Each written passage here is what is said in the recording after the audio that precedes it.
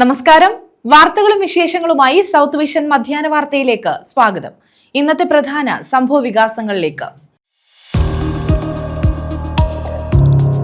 P Krishnapillai ആരാണെന്ന് മുഖ്യമന്ത്രിയും മന്ത്രിമാരും അറിയണമെന്ന് CPI സംസ്ഥാന സെക്രട്ടറി ബിനോയ് വിശ്വം. കൃഷ്ണപിള്ള സ്മാരകം വേണ്ടെന്ന് പറയുന്നവർ കലയും സാഹിത്യവും എല്ലാം വേണ്ടെന്നാണ് പറയുന്നതെന്നും ബിനോയ് വിശ്വം. പി കൃഷ്ണപിള്ള സ്മാരക ഭൂമി തിരിച്ചെടുക്കുന്നതിനെതിരെ ചാരുമൂട്ടിൽ ബഹുജന കൂട്ടായ്മ.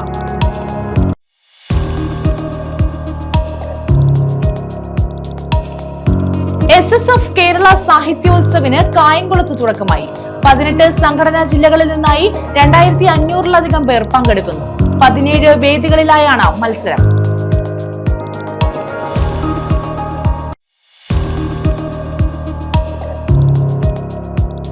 എറണാകുളം വേളാങ്കണ്ണി റൂട്ടിൽ സ്പെഷ്യൽ ട്രെയിൻ അനുവദിച്ചു. വേളാങ്കണ്ണി തിരുനാൾ പ്രമാണിച്ചാണ് സ്പെഷ്യൽ ട്രെയിൻ അനുവദിച്ചത്. കോട്ടയം, കൊല്ലം, ചെങ്കോട്ട വഴിയാണ് സർവീസ്. വിശദമായ വാർത്തകളിലേക്ക്. പി കൃഷ്ണപിള്ള ആരാണെന്ന് മുഖ്യമന്ത്രിയും മന്ത്രിമാരും അറിയണമെന്ന് CPI സംസ്ഥാന സെക്രട്ടറി ബിനോയ് വിശ്വം. പി കൃഷ്ണപിള്ള സ്മാരക ഭൂമി തിരിച്ചെടുക്കാനുള്ള സർക്കാർ നീക്കത്തിൽ പ്രതിഷേധിച്ച് ചാരുമൂട്ടിൽ നടത്തിയ ബഹുജന കൂട്ടായ്മ ഉദ്ഘാടനം ചെയ്യുകയായിരുന്നു അദ്ദേഹം. കൃഷ്ണപിള്ള സ്മാരകം വേണ്ടെന്ന് പറയുന്നവർ കലയും സാഹിത്യവും എല്ലാം വേണ്ടെന്നാണ് പറയുന്നത്. നെഹ്റുവിയൻ സോഷ്യലിസത്തിന്റെ ഏറ്റവും വലിയ വക്താവായിരുന്നു കൃഷ്ണപിള്ളയെന്നും ബിനോയ് വിശ്വം പറഞ്ഞു. പി കൃഷ്ണപിള്ള സ്മാരകം വേണ്ടെന്നു പറഞ്ഞ മുഖ്യമന്ത്രിയും മന്ത്രിമാരും പി കൃഷ്ണപിള്ള ആരാണെന്നറിയണമെന്ന് CPI സംസ്ഥാന സെക്രട്ടറി ബിനോയ് വിശ്വം പറഞ്ഞു. കോൺഗ്രസ് നേതാവായിരുന്ന പി കൃഷ്ണപിള്ള സോഷ്യലിസ്റ്റ് ആശയങ്ങൾ കൊണ്ടുവന്നയാളാണ്. കൃഷ്ണപിള്ള സ്മാരകം വേണ്ടെന്ന് പറയുന്നവർ കലയും സാഹിത്യവും നാടകവും തോപ്പിൽഭാസിയയും ഒന്നും വേണ്ടെന്നാണ് പറയുന്നത്. നെഹ്റുവിയൻ സോഷ്യലിസത്തിന്റെ ഏറ്റവും വലിയ വക്താവായിരുന്നു പി കൃഷ്ണപിള്ള. നൂറനാട് ലെപ്രസി സാനിറ്റോറിയത്തിൽ സ്കൂൾ വേണ്ടെന്ന് പറയില്ല, എന്നാൽ പി കൃഷ്ണപിള്ള സ്മാരകം സ്ഥാപിക്കില്ലെന്ന് പറയുന്നത് അംഗീകരിക്കില്ല. പി കൃഷ്ണപിള്ള സ്മാരകത്തിനായി നാട്ടിലെ എല്ലാ വിഭാഗം ജനങ്ങളെയും ചേർത്ത് പിടിച്ച മുന്നിലുണ്ടാകുമെന്നും നാട് പ്രബുദ്ധമാകാൻ ശ്രമിക്കുമ്പോൾ ഇതെല്ലാം ആവശ്യമാണെന്ന് മന്ത്രിമാർ അടക്കമുള്ളവർ മറന്നുപോവുകയാണെന്നും ബിനോയ് വിശ്വം ചൂണ്ടിക്കാട്ടി. ലെപ്രസി സാനിറ്റോറിയത്തിലെ പി കൃഷ്ണപിള്ള സ്മാരകത്തിന് അനുവദിച്ച ഭൂമി തിരിച്ചെടുക്കാനുള്ള സംസ്ഥാന സർക്കാർ തീരുമാനത്തിനെതിരെ CPI സംഘടിപ്പിച്ച ബഹുജന പ്രക്ഷോഭം ഉദ്ഘാടനം ചെയ്യുകയായിരുന്നു ബിനോയ് വിശ്വം.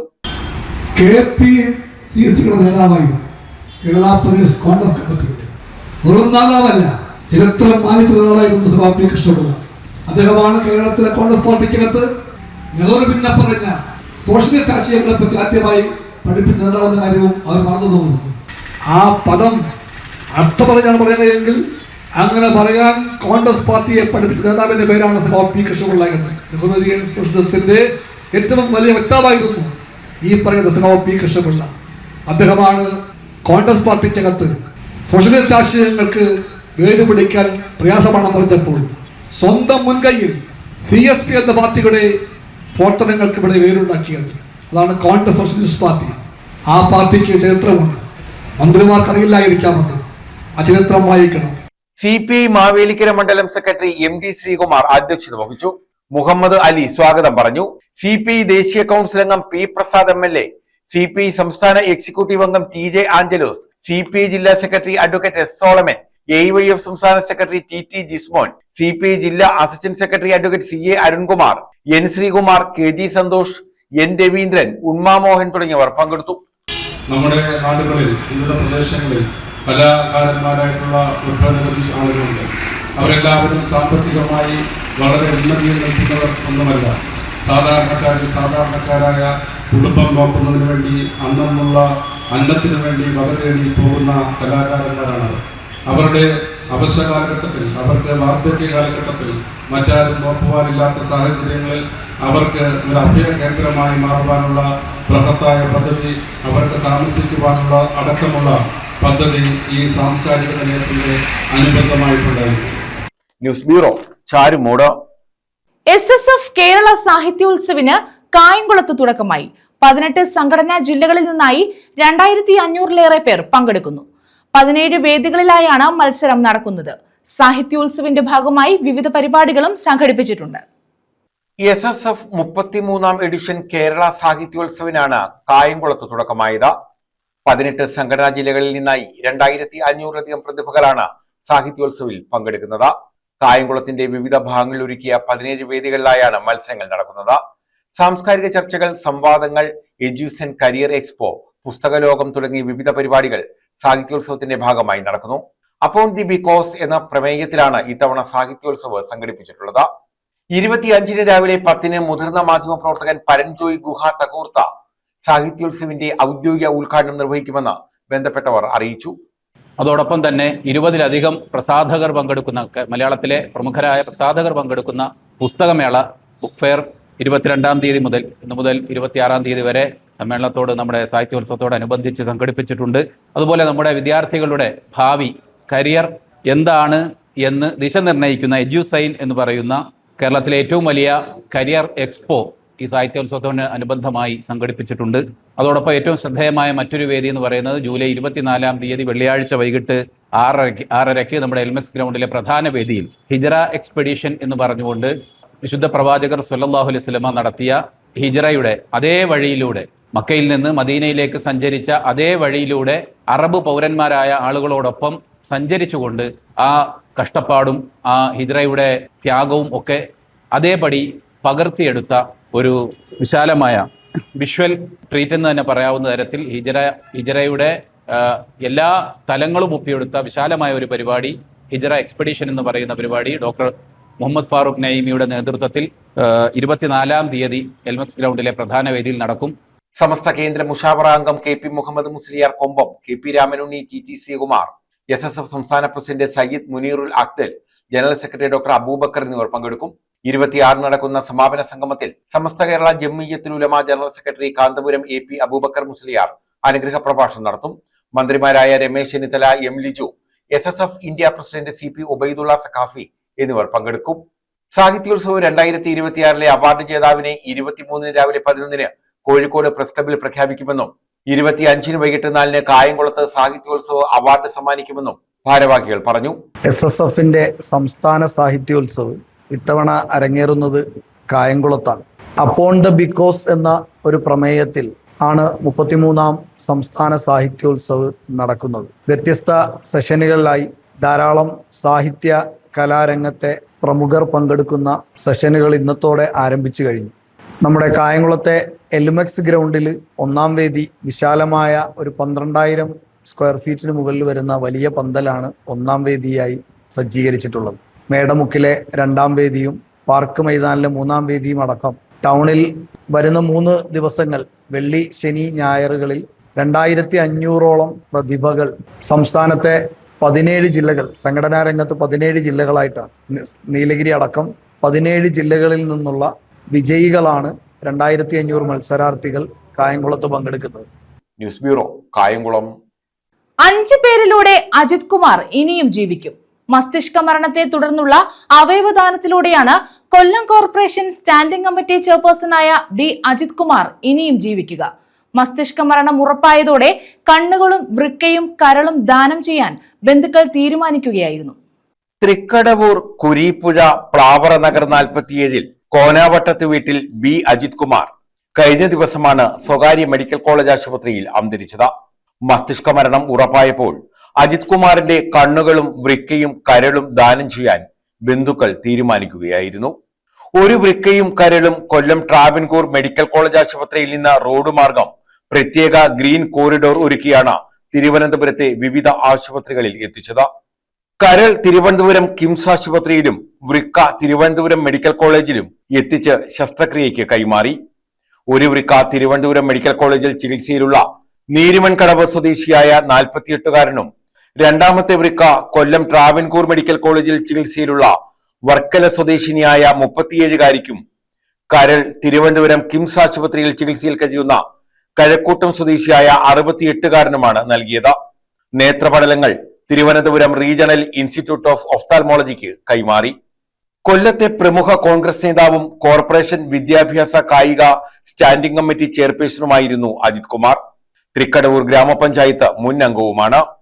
അമ്മ ജഗദമ്മയ്ക്കൊപ്പമായിരുന്നു അവിവാഹിതനായ അജിത് കുമാർ താമസിച്ചിരുന്നത്. കഴിഞ്ഞ സെപ്റ്റംബറിൽ അമ്മ മരിച്ചു. തുടർന്ന് അജിത് കുമാർ ഒറ്റയ്ക്കായിരുന്നു. ന്യൂസ് ബ്യൂറോ, കൊല്ലം. എറണാകുളം വേളാങ്കണ്ണി റൂട്ടിൽ സ്പെഷ്യൽ ട്രെയിൻ അനുവദിച്ചു. വേളാങ്കണ്ണി തിരുനാൾ പ്രമാണിച്ചാണ് സ്പെഷ്യൽ ട്രെയിൻ അനുവദിച്ചത്. കോട്ടയം, കൊല്ലം, ചെങ്കോട്ട വഴിയാണ് സർവീസ്. വേളാങ്കണ്ണി തിരുനാൾ പ്രമാണിച്ചാണ് എറണാകുളം വേളാങ്കണ്ണി സ്പെഷ്യൽ ട്രെയിൻ അനുവദിച്ചത്. 06-061 എറണാകുളം വേളാങ്കണ്ണി ട്രെയിൻ ഓഗസ്റ്റ് 27 മുതൽ സെപ്റ്റംബർ 10 വരെ വ്യാഴാഴ്ചകളിലാണ് സർവീസ് നടത്തുന്നത്. ഉച്ചയ്ക്ക് 1-ന് എറണാകുളത്തു നിന്നും പുറപ്പെട്ട പിറ്റേന്ന് പുലർച്ചെ 5:50 വേളാങ്കണ്ണിയിൽ എത്തിച്ചേരും. മടക്ക ട്രെയിൻ ഓഗസ്റ്റ് 28 മുതൽ സെപ്റ്റംബർ 11 വരെ വെള്ളിയാഴ്ചകളിൽ വൈകിട്ട് 6:40 പുറപ്പെട്ട പിറ്റേന്ന് രാവിലെ 11:50 എറണാകുളത്തെത്തും. കോട്ടയം, കൊല്ലം, ചെങ്കോട്ട വഴിയാണ് service. Second AC 2, third AC 2, sleeper 13, general second 2 എന്നിങ്ങനെയാണ് കോച്ചുകൾ. News desk. അഞ്ചലിൽ ലൈഫ് മിഷൻ ഫ്ളാറ്റ് സമുച്ചയത്തിന്റെ നിർമ്മാണം പൂർത്തിയാക്കി ജനുവരിയിൽ ഗുണഭോക്താക്കൾക്ക് കൈമാറും. 63 കുടുംബങ്ങൾക്കായാണ് ഫ്ളാറ്റ് സമുച്ചയം നിർമ്മിക്കുന്നത്. ഫ്ളാറ്റ് നിർമ്മാണം മുടങ്ങിയതിനെ തുടർന്ന് MLA വിളിച്ചു ചേർത്ത ഉദ്യോഗസ്ഥരുടെയും ജനപ്രതിനിധികളുടെയും യോഗത്തിലാണ് ജനുവരിയിൽ ഫ്ളാറ്റ് സമുച്ചയം ഗുണഭോക്താക്കൾക്ക് കൈമാറാൻ തീരുമാനിച്ചത്. 2021 അഞ്ചൽ തഴമേലിൽ 7 നിലകളിലായി ഫ്ളാറ്റ് സമുച്ചയത്തിന്റെ നിർമ്മാണം ആരംഭിച്ചത്. തെരഞ്ഞെടുത്ത 63 കുടുംബങ്ങൾക്കാണ് ഇവിടെ താമസ സൗകര്യം ഒരുക്കുക. സാങ്കേതിക കാരണങ്ങളാൽ ഫ്ളാറ്റ് നിർമ്മാണം മുടങ്ങിയ വിവരം C. അജയപ്രസാദ് MLA ശ്രദ്ധയിൽപ്പെട്ടതിനെ തുടർന്ന് ലൈഫ് മിഷൻ പദ്ധതിയിലെ ഉദ്യോഗസ്ഥരുടെയും ജനപ്രതിനിധികളുടെയും യോഗം ചേർന്നിരുന്നു. ഈ യോഗത്തിന്റെ തീരുമാനത്തിന്റെ അടിസ്ഥാനത്തിലാണ് ഫ്ളാറ്റിന്റെ നിർമ്മാണം ജനുവരിയിൽ പൂർത്തീകരിച്ച് ഉപഭോക്താക്കൾക്ക് കൈമാറാൻ ധാരണയായത്. ഫ്ളാറ്റ് സമുച്ചയത്തിൽ MLAയും ഉദ്യോഗസ്ഥരും ജനപ്രതിനിധികളും സന്ദർശനം നടത്തി. 2021 കാലഘട്ടത്തിലാണ് ലൈഫിന്റെ ഭവന പദ്ധതി ആരംഭിച്ചത്. അത് അഞ്ചൽ പഞ്ചായത്തിൽ ഈ തഴമേല് ഇവിടെ സ്ഥലമെടുത്തു. ഈ സ്ഥലത്ത് ലൈഫിന്റെ വീട് പണി ആരംഭിച്ചതാണ്. ഗരുവന്റ് വെച്ച് പണി ആരംഭിച്ചു. എന്നാൽ പല സാങ്കേതിക കാരണങ്ങളാൽ കുറച്ച് നീണ്ടുപോയിരുന്നു. കഴിഞ്ഞ ദിവസങ്ങളിൽ പഞ്ചായത്തും ബ്ലോക്ക് പഞ്ചായത്തും ജില്ലാ പഞ്ചായത്ത് മെമ്പറടക്കം അവരെല്ലാം ബന്ധപ്പെടുത്തിക്കൊണ്ട് പഞ്ചായത്തിന് യോഗം വിളിച്ചിരുന്നു. യോഗം വിളിച്ച് ഇതിന്റെ ഒരു അവലോകനം നടത്തിയപ്പോൾ പണി നടന്നു വരുന്നു എന്നുള്ളതിനെ സംബന്ധിച്ചായിരുന്നു. എന്നാൽ ഇന്ന് അതിന്റെ ഉന്നത തലത്തിലുള്ള ഉദ്യോഗസ്ഥരെയും കൂടെ പങ്കെടുപ്പിച്ചുകൊണ്ടുള്ള ഒരു യോഗം പഞ്ചായത്ത് ഓഫീസിൽ ചേർന്നു. ആ യോഗത്തിന്റെ തീരുമാനപ്രകാരം ഈ ഡിസംബർ മാസം 2026 ഡിസംബർ മാസം 31-നകം ഇതിന്റെ പണിയെല്ലാം പൂർത്തീകരിച്ചുകൊണ്ട് 2027 ജനുവരി ആദ്യം ഇതിന്റെ താക്കോൽദാനം കൊടുക്കാൻ കഴിയത്തക്ക നിലയിലുള്ള പ്രവർത്തനങ്ങൾ ക്രമപ്പെടുത്താമെന്നുള്ള നിലയിലാണ് പറഞ്ഞത്. 2 കിടക്കകൾ, ഒരു അടുക്കള, ബാത്റൂം, ബാൽക്കണി എന്നീ സൗകര്യങ്ങളോട് കൂടിയാണ് കുടുംബത്തിന് ഫ്ളാറ്റ് ലഭ്യമാക്കുന്നത്. ഗ്രാമപഞ്ചായത്ത് പ്രസിഡന്റ് PK രാജിമോൾ, ജില്ലാ പഞ്ചായത്ത് അംഗം T. Ajayan, Anchal block panchayat vice president BS Shiju, life mission state officer Jayalakshmi, panchayat അംഗങ്ങൾ എന്നിവരും MLAയ്ക്കൊപ്പം ഉണ്ടായിരുന്നു. ലിഫ്റ്റ് സൗകര്യത്തോടെ 7 നിലയിലുള്ള ഫ്ളാറ്റിന് 7,49 ലക്ഷം രൂപയാണ് വിനിയോഗിക്കുന്നത്. News bureau, Anchal. അണ്ണാ DHRMന്റെ സ്ഥാപക ദിനാഘോഷവും നേതൃസംഗമവും 24-ന് നടക്കും. കൊട്ടാരക്കരയിൽ മന്ത്രി ബിന്ദു കൃഷ്ണ ഉദ്ഘാടനം ചെയ്യുമെന്ന് ഭാരവാഹികൾ അറിയിച്ചു. അണ്ണാ DHRMന്റെ സ്ഥാപക ദിനാഘോഷവും നേതൃസംഗമവുമാണ് ജൂലൈ 24-ന് കൊട്ടാരക്കരയിൽ സംഘടിപ്പിക്കുന്നത്. രാവിലെ 11-ന് ബ്രാഹ്മണമഠം ഓഡിറ്റോറിയത്തിൽ പൊതുസമ്മേളനം മന്ത്രി ബിന്ദു കൃഷ്ണ ഉദ്ഘാടനം ചെയ്യും. സംസ്ഥാന സെക്രട്ടറി സജി കൊല്ലം അധ്യക്ഷത വഹിക്കും. MM നസീർ MLA വിശിഷ്ട അതിഥിയായി പങ്കെടുക്കുമെന്ന് ഭാരവാഹികൾ അറിയിച്ചു. 24-ാം തീയതി രാവിലെ 8 മണിക്ക് പാർട്ടിയുടെ സംസ്ഥാന കമ്മിറ്റി ഓഫീസായ കൊട്ടാരക്കരയിൽ രാവിലെ പതാക ഉയർത്തിക്കൊണ്ടാണ് സമ്മേളനത്തിന് തുടക്കം കുറിക്കുന്നത്. അതിനുശേഷം 11 മണിക്ക് പൊതുസമ്മേളനവും അതിനുശേഷമായിട്ട് നേതൃസമ്മേളനവും ഒപ്പം തന്നെ പാർട്ടിയുടെ സംസ്ഥാന കമ്മിറ്റി വിപുലീകരണവും കാര്യങ്ങളുണ്ടാകും. പാർട്ടി 2020 ജൂലൈ മാസത്തിലാണ് സാമൂഹ്യ സമത്വവും അതോടൊപ്പം തന്നെ തുല്യനീതിയും ഭരണഘടനാ മൂല്യങ്ങളെ സംരക്ഷിക്കണമെന്ന ലക്ഷ്യത്തോടു കൂടി രൂപീകൃതമായ രാഷ്ട്രീയ പാർട്ടി ഈ ചുരുങ്ങിയ 6 വർഷ കാലഘട്ടമായി കേരളത്തിലെ പട്ടികജാതി വർഗ മതപരിവർത്തനം ചെയ്ത പിന്നോക്ക വിഭാഗങ്ങളുടെ ശക്തമായിട്ടുള്ള ഒരു പ്രവർത്തന രീതി നമുക്ക് മുന്നോട്ട് കൊണ്ടുപോകാൻ പറ്റിയിട്ടുണ്ട്. അതുകൊണ്ട് തന്നെ പാർട്ടിക്ക് നല്ല രീതിയിലുള്ള വേരോട്ടം സാധാരണ ജനവിഭാഗങ്ങളുടെയും ഉണ്ടാക്കിയെടുക്കാൻ പറ്റുകയും ഇക്കഴിഞ്ഞ തെരഞ്ഞെടുപ്പിൽ പ്രത്യേകിച്ച് കൊല്ലം ജില്ലയിലെ ഒട്ടുമിക്ക മണ്ഡലങ്ങളിൽ പാർട്ടിയുടെ ഈ പ്രവർത്തനത്തിന്റെ ഫലമായി UDFിന് പിന്തുണ കൊടുത്തതിന്റെ അടിസ്ഥാനത്തിൽ മിക്ക സ്ഥാനാർത്ഥികൾക്കും വിജയത്തിന്റെ ഒരു ഭാഗമാകാൻ ഞങ്ങൾക്ക് കഴിഞ്ഞിട്ടുണ്ട്. രാവിലെ 8-ന് പാർട്ടി സംസ്ഥാന ഓഫീസിൽ പതാക ഉയർത്തുന്നതോടെ സ്ഥാപക ദിനാഘോഷ പരിപാടികൾക്ക് തുടക്കമാകും. തുടർന്ന് നേതൃയോഗം, പ്രവർത്തക സംഗമം, പൊതുസമ്മേളനം എന്നിവ നടക്കുമെന്ന് സംസ്ഥാന president Usha Kottarakkara, general secretary Saji Kollam, സംസ്ഥാന സെക്രട്ടറി ബൈജു പത്തനാപുരം, ശിവഗാമി പത്തനംതിട്ട, സംസ്ഥാന വൈസ് പ്രസിഡന്റ് ഉദയൻ പൂതക്കുളം എന്നിവർ അറിയിച്ചു. News bureau, Kollam. Punalur homeo ആശുപത്രിക്ക് പുതിയ കെട്ടിടം നിർമ്മിക്കുന്നു. മണ്ണ് പരിശോധന നടത്താൻ സാങ്കേതിക അനുമതിയായി. ടെൻഡർ നടപടികളും ആരംഭിച്ചു. മണ്ണ് പരിശോധന പൂർത്തിയായാൽ ഉടൻ ഡിസൈൻ തയ്യാറാക്കി തുടർ നടപടികൾ ആരംഭിക്കും. സാങ്കേതിക പ്രശ്നങ്ങളിൽ തട്ടിയാണ് മണ്ണ് പരിശോധനയ്ക്ക് അനുമതി വൈകിയിരുന്നത്. 1.5 ലക്ഷത്തോളം രൂപയാണ് മണ്ണ് പരിശോധനയ്ക്കുള്ള അടങ്കലെന്നും ആദ്യ ടെൻഡറിന് ആരും പങ്കെടുക്കാതിരുന്നതിനാൽ വീണ്ടും ടെൻഡർ ക്ഷണിച്ചിരിക്കുകയാണെന്നും നിർമ്മാണ ചുമതലയുള്ള മരാമത്ത് വകുപ്പിന്റെ കെട്ടിട വിഭാഗം അധികൃതർ പറഞ്ഞു. നിലവിലെ ആശുപത്രി കെട്ടിടത്തോട് ചേർന്ന് പുതിയ 2 നില കെട്ടിടം കൂടി നിർമ്മിക്കുന്നതിനാണ് മണ്ണ് പരിശോധന നടത്തുന്നത്. കെട്ടിട നിർമ്മാണത്തിനായി 3 കൊല്ലം മുമ്പ് ഹോമിയോ വകുപ്പിൽ നിന്നും 72.17 ലക്ഷം രൂപ അനുവദിച്ചിരുന്നു. പ്രാരംഭ നിർമ്മാണ പ്രവൃത്തിക്കായി അടിസ്ഥാനം കെട്ടുന്നതിന് 1.5 മീറ്റർ താഴ്ചയിൽ കുഴിച്ചപ്പോഴേക്കും ഭൂമിയിൽ വലിയ തോതിൽ നീർവാർച്ച കണ്ടെത്തി. പൈലിംഗ് നടത്താതെ നിർമ്മാണം സാധ്യമാകില്ല എന്ന് അധികൃതർക്ക് ബോധ്യപ്പെട്ടു. തുടർന്ന് പുതിയ അടങ്കൽ തയ്യാറാക്കാനുള്ള നടപടികൾക്കിടെയാണ് വീണ്ടും മണ്ണ് പരിശോധന നടത്തണമെന്ന നിർദ്ദേശം വന്നത്. ഇതിനുള്ള സാങ്കേതിക അനുമതിയാണ് അനിശ്ചിതമായി വൈകിയത്. നിലവിലെ 2 നില കെട്ടിടത്തിൽ വേണ്ടത്ര സൗകര്യങ്ങളില്ലാത്തതിനാൽ വളരെ പരിമിതിയിലാണ് ആശുപത്രിയുടെ പ്രവർത്തനം. ജനറൽ, സ്പെഷ്യൽ OP വിഭാഗങ്ങളിലായി പ്രതിദിനം 300 രോഗികൾ വരെ വന്നു പോകുന്ന ആശുപത്രിയാണിത്.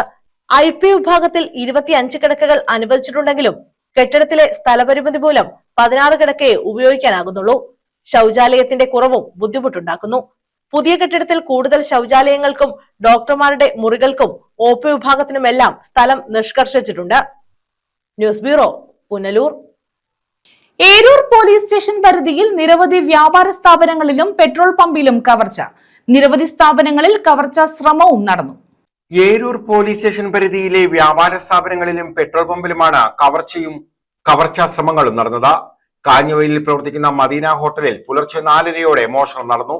ഹോട്ടലിന്റെ മുൻഭാഗത്തെ ഗ്ലാസ് ഡോർ കുത്തിപ്പൊളിച്ചകത്ത് കടന്ന മോഷ്ടാവ് 10,000-ഓളം രൂപയും മേശയ്ക്ക് മുകളിൽ ചാരിറ്റി പ്രവർത്തനങ്ങളുടെ ഭാഗമായി സ്ഥാപിച്ചിരുന്ന വഞ്ചിയിലെ 10,000-ഓളം രൂപയും വഞ്ചിയും ഉൾപ്പെടെ മോഷ്ടിച്ചു. രാവിലെ ഹോട്ടൽ തുറക്കാനെത്തിയ ജീവനക്കാരാണ് മുൻഭാഗത്തെ കതകിന്റെ പൂട്ട് തകർത്ത നിലയിൽ കണ്ടെത്തിയത്. രാത്രി നമ്മൾ കട അടയ്ക്കുന്നത് തന്നെ ഒരു 12 മണി കഴിഞ്ഞിട്ടാണ് ഇവിടുന്ന് പോയത്. ആ മഴയൊക്കെ പെയ്ത് തോന്നിയതിനു ശേഷമാണ് ഇവിടുന്ന് പോയത്. 12 മണി കഴിയും എന്നും കട അടച്ച് പോകുമ്പോഴത്തേക്ക്. അന്നേരത്തേക്ക് അടച്ചു പോയ സാധാരണ സ്റ്റാഫുകളാണ് ചാവി കൊണ്ട് പോകുന്നതും അവരാണ് പിന്നെ രാവിലെ വന്ന് കട ഓപ്പൺ ചെയ്യുന്നത്. ഞാൻ വരുമ്പോൾ 7 മണിയൊക്കെ ആകും ഞാൻ വരുമ്പോൾ. അപ്പോഴത്തേക്ക് രാവിലെ സ്റ്റാഫ് വന്ന് കട തുറക്കാൻ സമയത്ത് കാരണം ഡോറിങ്ങനെ തെള്ളി അതിൻ്റെ ലോക്കിളവി തറവിൽ നടപ്പുണ്ട്. അങ്ങനെ അവ എന്നെ വിളിച്ച് അങ്ങനെ ഞാൻ പെട്ടെന്ന് വന്നപ്പോഴത്തേക്ക് നോക്കിയപ്പോഴത്തേക്ക് ഈ മേശയിലാവുമ്പോഴത്തേക്ക് സാധാരണ അങ്ങനെ കൂടുതൽ പൈസ അവിടെ വെച്ചിട്ട് പോകുന്നതല്ല. ഇന്നലെ ആവുമ്പോഴത്തേക്ക് ഒരു 100 രൂപ നോട്ടിലെല്ലാം കൂടെ ഒരു 10-15,000 രൂപ ഉണ്ടായിരുന്നു. ഞാൻ ഇതുപോലെ മേശയിൽ വെച്ച് ലോക്ക് ചെയ്ത് താക്കോലാമാരെ കൊടുത്തിട്ടാണ് പോയത്. പിന്നെ ഒരു വഞ്ചിപ്പെട്ടി ഇവിടെ ഇരിപ്പുണ്ട്. അത് ഈ വഞ്ചിപ്പെട്ടി എന്ന് പറഞ്ഞാൽ ഇതൊരു 3-4 വർഷമായ ഒരു വഞ്ചിപ്പെട്ടിയാണ്. പള്ളിയിലത്തെ ഒരു വഞ്ചിപ്പെട്ടിയായിരുന്നു, ഒരു ഗ്ലാസിൻ്റെ വഞ്ചിപ്പെട്ടി. അതിനകത്ത് വെച്ച് തോന്നിയ പൈസ ഉണ്ടായിരുന്നു. അതിലും കാണും ഒരു 10-15,000 രൂപ പുറത്തുള്ള പൈസ കാണും. അത് ഗ്ലാസിൻ്റെ വഞ്ചിപ്പെട്ടിയാണ്. അങ്ങനെ അതും പോയിട്ടുണ്ട്. പിന്നെ ഇവിടെ എല്ലാം ഇവർ തപ്പിയും തടയും നോക്കിയിട്ടുണ്ട്. പിന്നെ ഈ മേശയിൽ ഒരു 10-300-400 അല്ല ചില്ലറയായിട്ടുള്ള പൈസ നോട്ട് കടന്ന് അതും പറക്കിയെടുത്തിട്ടുണ്ട്. ഉടൻ തന്നെ വിവരം ഉടമയെ അറിയിച്ചു. തുടർന്ന് പോലീസിൽ പരാതി നൽകുകയായിരുന്നു. ഇവിടെ നിന്നും 2 കിലോമീറ്റർ ദൂരെയുള്ള പഴയേരൂരിൽ പ്രവർത്തിക്കുന്ന പെട്രോൾ പമ്പിൽ ഓഫീസിന്റെ ഗ്ലാസ് ഡോർ തകർത്താണ് കവർച്ച നടന്നത്. ഓഫീസ് ആവശ്യങ്ങൾക്കായി ഉപയോഗിച്ചു വന്ന മൊബൈൽ ഫോണും കവർന്നു. പമ്പിൽ സ്ഥാപിച്ചിരുന്ന മുഴുവൻ CCTV ക്യാമറകളും നശിപ്പിച്ചു. പമ്പിൽ നിന്നും 100 മീറ്റർ ദൂരെയുള്ള മീൻകടയുടെ മുൻഭാഗത്തെ ഗ്രില്ലിന്റെ പൂട്ട് തകർത്ത മോഷ്ടാവ് ഉള്ളിൽ കടന്നെങ്കിലും ഇവിടെ നിന്നും ഒന്നും നഷ്ടപ്പെട്ടില്ല. നിരവധി സ്ഥാപനങ്ങളിൽ കവർച്ചാ ശ്രമം നടന്നിട്ടുണ്ട്. ഏരൂർ SHOയുടെ നേതൃത്വത്തിൽ വിവിധ സംഘങ്ങളായി തിരിഞ്ഞ് പോലീസ് അന്വേഷണം ആരംഭിച്ചു. മോഷണം നടന്ന സ്ഥാപനങ്ങളിൽ നിന്നും സമീപ പ്രദേശങ്ങളിലെ സ്ഥാപനങ്ങളിൽ നിന്നും CCTV ദൃശ്യങ്ങൾ പോലീസ് ശേഖരിച്ചിട്ടുണ്ട്. അടുത്തിടെ കൊളത്തൂപ്പുഴയിൽ ഉൾപ്പെടെ നിരവധി മോഷണ കേസുകളിൽ പിടിയിലായ കുറ്റവാളിയാണോ കവർച്ചയ്ക്ക് പിന്നിലെന്ന സംശയവുമുണ്ട്. വിരലടയാള വിദഗ്ധർ ഉൾപ്പെടെ സ്ഥലത്തെത്തി തെളിവുകൾ ശേഖരിച്ചു. അന്വേഷണം ആരംഭിച്ചതായി ഏരൂർ പോലീസ് പറഞ്ഞു. News bureau, Eroor. പുനലൂർ തൂക്കുപാലത്തിനോട് ചേർന്നുള്ള സമാന്തര പാലത്തിന് സമീപം മാലിന്യം തള്ളുന്നു. പാലത്തിന്റെ തൂണിനോട് ചേർന്ന് വൻതോതിലാണ് മാലിന്യം കൂടിക്കിടക്കുന്നത്. കടകളിൽ നിന്നും ഹോട്ടലുകളിൽ നിന്നുമുള്ള പഴകിയ ഭക്ഷ്യാവശിഷ്ടങ്ങൾ, പ്ലാസ്റ്റിക് മാലിന്യങ്ങൾ എന്നിവ രാത്രിയുടെ മറവിൽ പുനലൂർ തൂക്കുപാലത്തോട് ചേർന്നുള്ള സമാന്തര പാലത്തിന്റെ തൂണിന് സമീപം തള്ളുന്നത് പതിവായിരിക്കുകയാണ്. പാലത്തിന്റെ താഴെ കുമിഞ്ഞുകൂടുന്ന മാലിന്യങ്ങൾ കല്ലടയാറ്റിലേക്കാണ് പതിക്കുന്നത്. മഴക്കാലത്ത് മാലിന്യമൊഴുകി ആറ്റിലെ വെള്ളത്തിൽ കലരുന്നത് കുടിവെള്ള സ്രോതസ്സുകളെ പോലും മലിനമാക്കുന്നു. ഈച്ചയും കൊതുകും പെരുകി ഡെങ്കിപ്പനി, എലിപ്പനി തുടങ്ങിയ പകർച്ചവ്യാധികൾ പടർന്നു പിടിക്കാനുള്ള സാധ്യതയും കൂടുതലാണ്.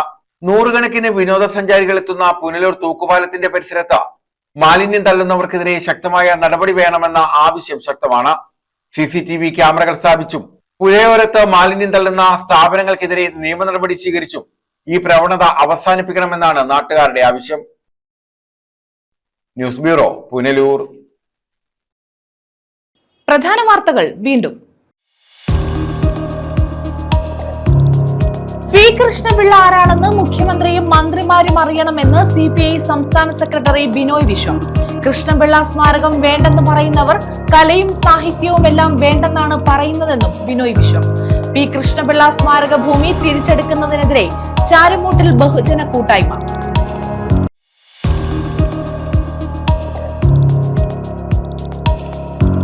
SSF കേരള സാഹിത്യോത്സവിന് കായംകുളത്ത് തുടക്കമായി. 18 സംഘടനാ ജില്ലകളിൽ നിന്നായി 2500-ലധികം പേർ പങ്കെടുക്കുന്നു. 17 വേദികളിലായാണ് മത്സരം.